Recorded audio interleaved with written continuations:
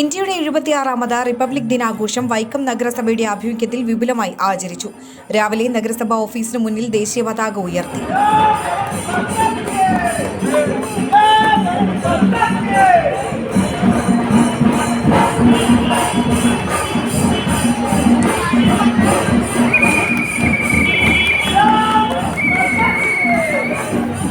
തുടർന്ന് നഗരസഭാ പരിധിയിലെ 12ഓളം സ്കൂളുകളിൽ നിന്നും കോളേജുകളിൽ നിന്നും NCC, സ്റ്റുഡന്റ് പോലീസ് കേഡറ്റുകൾ, ജൂനിയർ റെഡ് ക്രോസ് അടക്കം 100 കണക്കിന് വിദ്യാർത്ഥികൾ അണിനിരന്ന് ടൗണിൽ ഘോഷയാത്ര നടത്തി.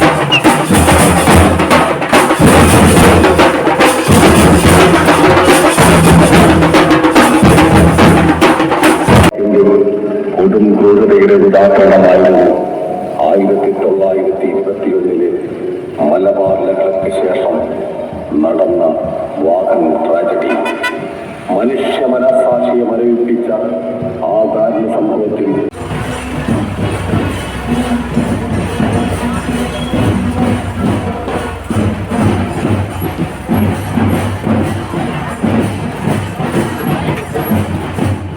ദേശഭക്തി വിളിച്ചോതുന്ന നിശ്ചല ദൃശ്യങ്ങൾ, വിവിധ കലാരൂപങ്ങൾ, വാദ്യമേളങ്ങൾ എന്നിവ ഘോഷയാത്രയെ വർണ്ണാഭമാക്കി.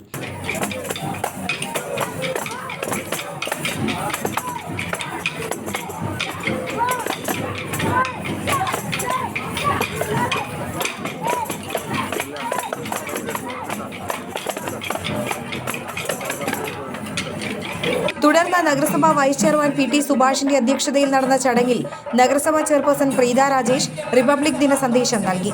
വിദ്യാഭ്യാസ standing committee chairperson Lekha Sreekumar, വിവിധ സ്റ്റാൻഡിംഗ് കമ്മിറ്റി അധ്യക്ഷന്മാർ, കൗൺസിലർമാർ തുടങ്ങിയവർ പ്രസംഗിച്ചു.